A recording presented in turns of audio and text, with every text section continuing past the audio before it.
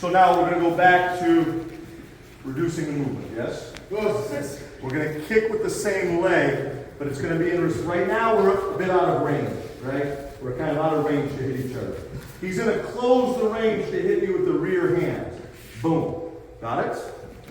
When I sense that, we're going to off step and we're going to kick with the same leg, but we're going to go Mawashi Geri now, a bit higher, mid-level as opposed to leg level. And we're going to go to the body. Got it? We're also training now the ball of the foot. So whereas previously we were going low and flat, okay, we were kind of staying, we were active, meaning that it was kind of proactively me going for it. Flat of the foot and low. Now it's a little reactive, offline, ball of the foot. This. Okay, and you can hold, count 2 and 3. Don't be in a rush to get back for now. So he throws it to the nose. We're going to come offline, kind of lateral, weight on the support leg, and deliver that Mawashi Geri from there. So ball of the foot now, not the flat of the foot. What was the leg one called? So they're all Mawashi Geri, roundhouse kick, but Geidan is low level. Okay, when we say Mawashi, we assume mid-level, so it's kind of implied. And then if I went high, it would be Jodan. So if we went, let's say, here, boom, to the head, it would be Jodan Mawashi Geri. But they're all Mawashi Geri. Mawashi is in round, or roundhouse Geri, like the name Geri almost means kick in Japanese. Yes? Yeah, I see it. Yeah, so we're here, he throws the straight with the rear hand. So we're maintaining the same step. So not the lead hand, not jabbing, or kizami-suki in Japanese. He's going gyakutsuki, or a cross, like what a boxer would call a cross, or we call it gyakutsuki. Here, offline. Okay, so defense number 1 is moving offline. My hands are pairing, clearing, and then as soon as I weight my left leg, as soon as it's weighted, boom, we're delivering to the body. And then from here we could advance, or we could retreat. But that's not so important right now. Okay, make sense? Yes. So rear hand straight, like so.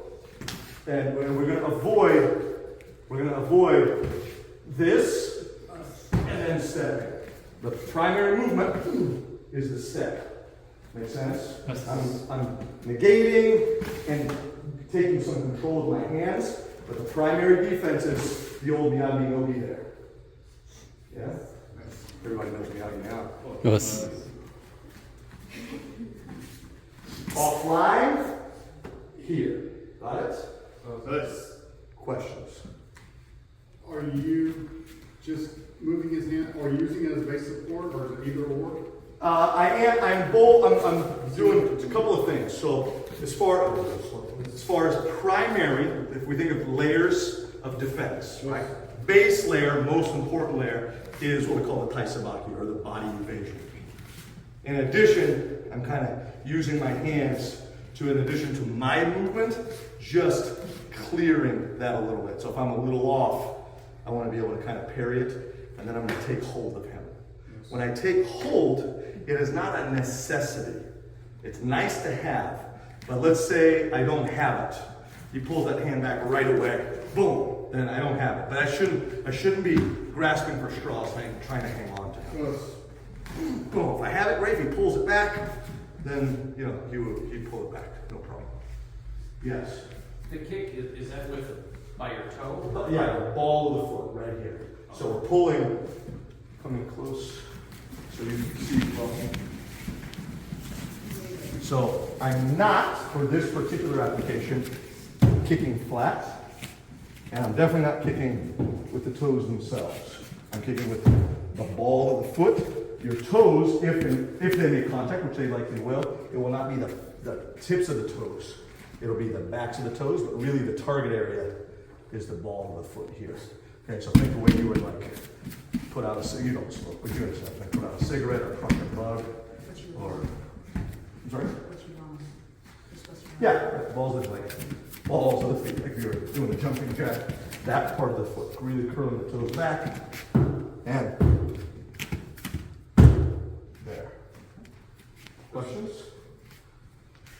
All right, so take it a little bit slower, because most of you I'll have a little bit of a challenge with the height of it, and also because most of us, although we have an advantage because we live in Florida, a lot of us wear flip-flops and are barefoot, but a lot of people are wearing shoes all the time.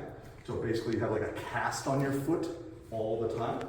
And if you've ever had a cast on a limb, what happens to that limb after the 8 weeks you take it off?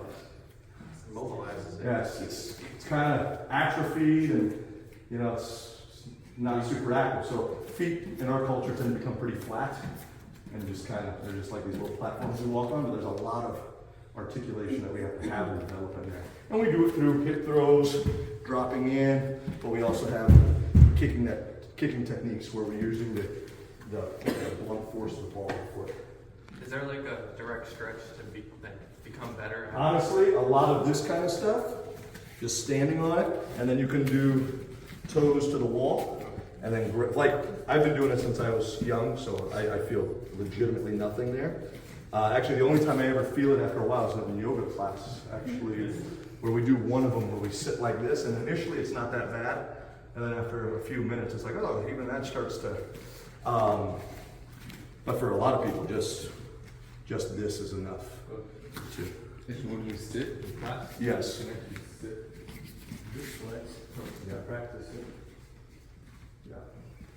And like anything, your body is amazing. So I always tell people, your body can do, you know, short of, you know, you have some kind of, you know, if you're quadriplegic, you're not going to go run a marathon, right? But within reason, your body can do almost anything you ask of it as long as you ask nicely and give it a little bit of time.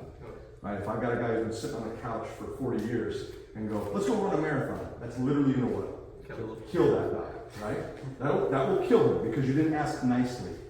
He can run that marathon, it's just going to take a little bit of time, right? Maybe at first he just starts walking around the block and that's really hard. But give that guy a year and a half, and if he's diligent, he'll get to the marathon. For sure he'll get there.